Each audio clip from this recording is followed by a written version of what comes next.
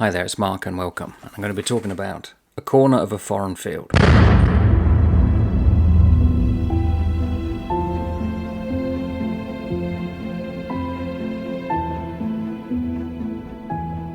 This was in a thrift shop and they still got here where it used to belong.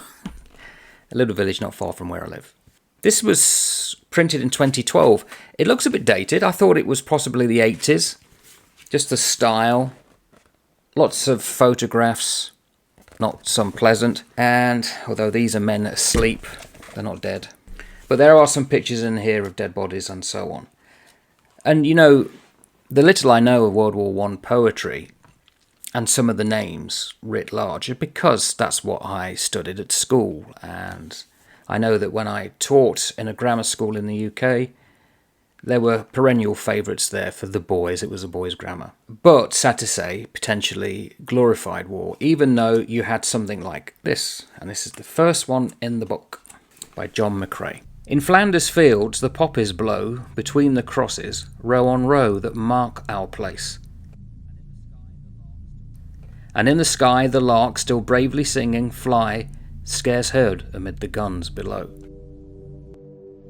We are the dead.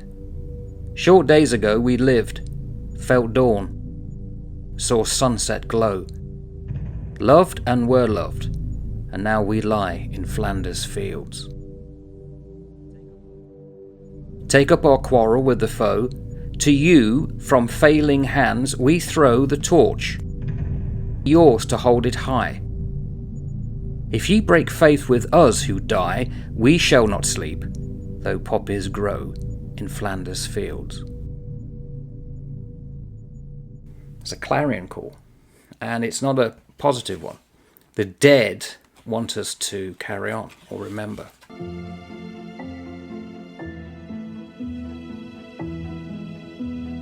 But what really caught my eye with this one is it's not just men. This is put together by Fiona Waters, who has included a lot of female writers, and often they're the most effective, I think. This one's by Nina Murdoch, War Bride, which potentially gives it away. It's quite long.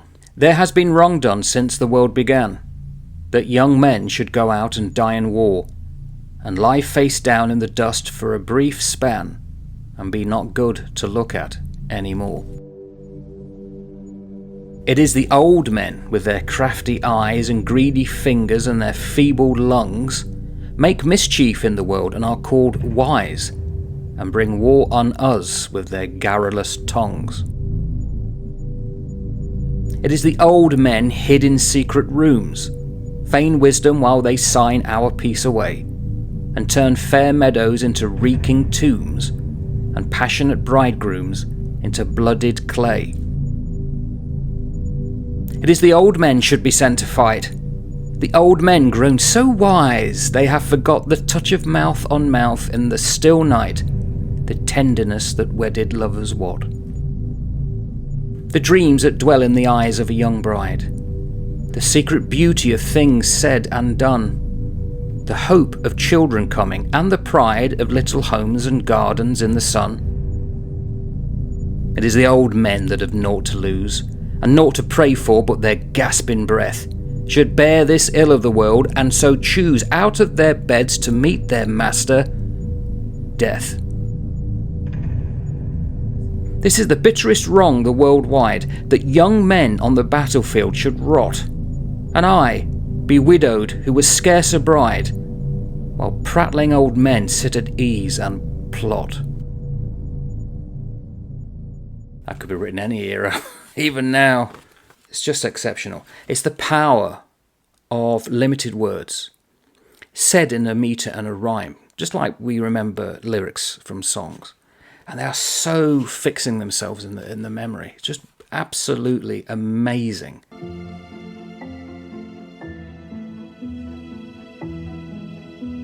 You just get like little glimpses, images, because often, and I have to admit, I'm late to the party when it comes to poetry.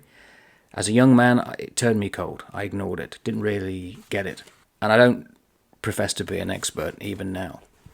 But the world building I think a lot of prose writers should study poetry if they don't or haven't, because too often for instance, in written works, the author fails to convince the person reading about the world that they've created, or to world build effectively. Poetry does it very well. So this is Margaret Sackville. It's called A Memory. There was no sound at all. No crying in the village. Nothing you would count as sound, that is, after the shells. Only behind a wall, the slow sobbing of women. The creaking of a door. A lost dog. Nothing else.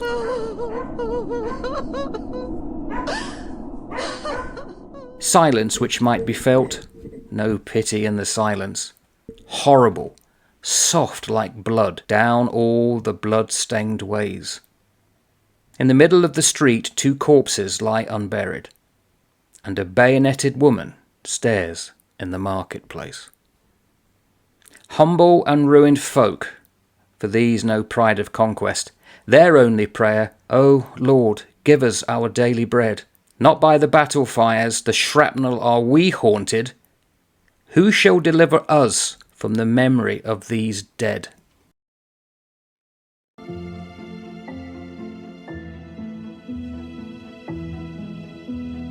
The introduction by Fiona Waters, there's a couple of things I think she said that strikes me. She says some of the most beautiful poetry ever written has come from the horror of the trenches. You know, there's this...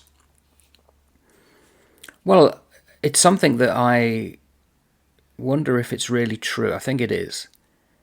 To be considered a great artist, you have to go through adversity. Want, war. To get that real oomph of emotion in your words. And World War I was one that just seemed to flower with men and women wanting to write, and specifically poetry. And Fiona Waters also says that women took up many of the roles formerly performed by men, and this changed most of their lives irrevocably. It's just so nice that a lot of the work here is from women. They were just behind the lines often as nurses. Oh, excuse me. That should not be forgotten. This is Vera Britain, to my brother. Your battle wounds are scars upon my heart, received when in that grand and tragic show you played your part 2 years ago. And silver in the summer morning sun, I see the symbol of your courage glow. That cross you won 2 years ago. Though now again you watch the shrapnel fly and hear the guns that daily louder grow, as in July 2 years ago, may you endure to lead the last advance, and with your men pursue the flying foe as once in France 2 years ago.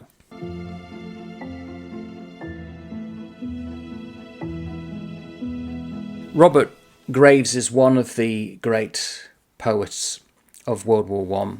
And again, it's just the simplicity of the words, the imagery. It's just so powerful.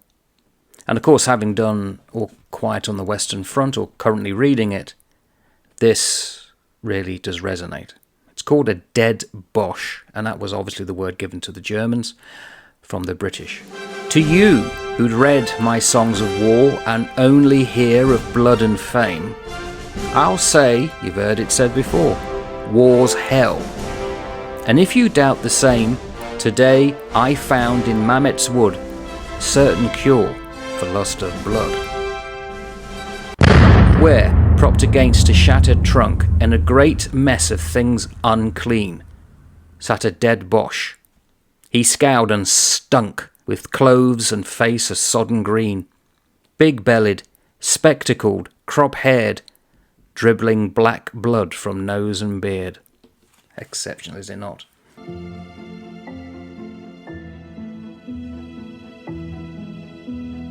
So this is a great find. It's a keeper because you could always dip in and out.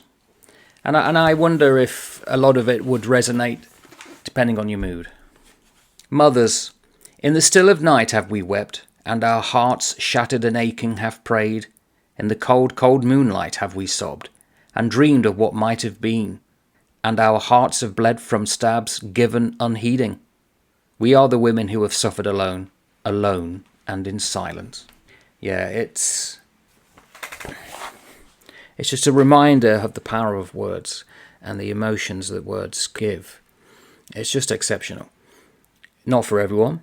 It wasn't for me for most of my life, I must admit. So I don't expect it to be of interest to people. But you know, if we're going to have the written word, I maintain it's very much like what is the difference between wallpaper and art. Picture on the wall. Well, if it has nothing to say, it's just wallpaper. And there's a lot of writing that comes out year on, year in, or year in, year out, even.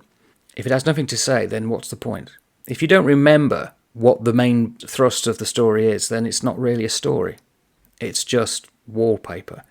And the thing about poetry, there's not much often written, very succinct, but memorable.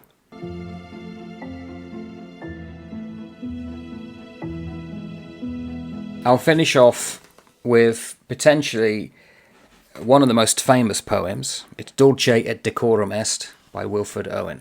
Bent double, like old beggars under sacks, knock-kneed, coughing like hags, we cursed through sludge, till on the haunting flares we turned our backs, and towards our distant rest began to trudge. Men marched to sleep, many had lost their boots, but limped on bloodshod. All went lame, all blind, drunk with fatigue, deaf even to the hoots of gas shells dropping softly behind. Gas! Gas! Quick, boys! An ecstasy of fumbling, fitting the clumsy helmets just in time, but someone still was yelling out and stumbling and floundering like a man in fire or lime. Dim through the misty panes and thick green light, as under a green sea, I saw him drowning. In all my dreams, before my helpless sight, he plunges at me, guttering, choking, drowning.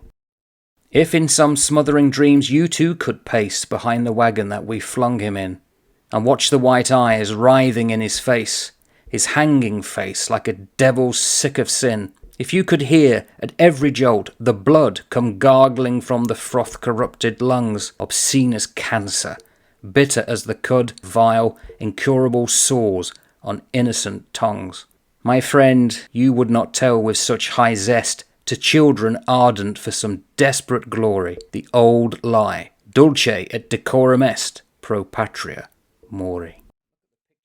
And look at the picture that's with it. Look at the mud of that thing there. And that image would have been almost repeated in Russia, 1941. Certainly during the Rasputina, the rains of spring and autumn.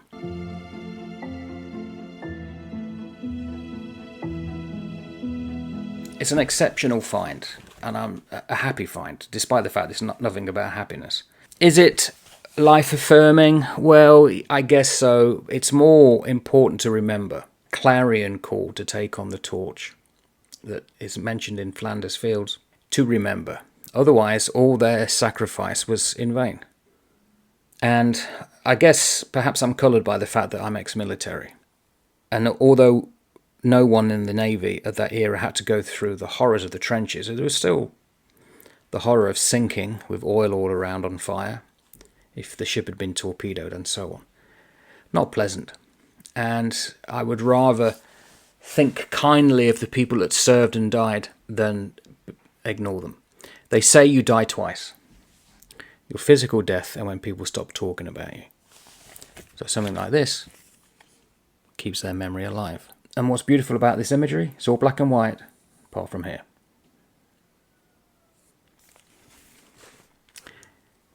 Ta-ta for now.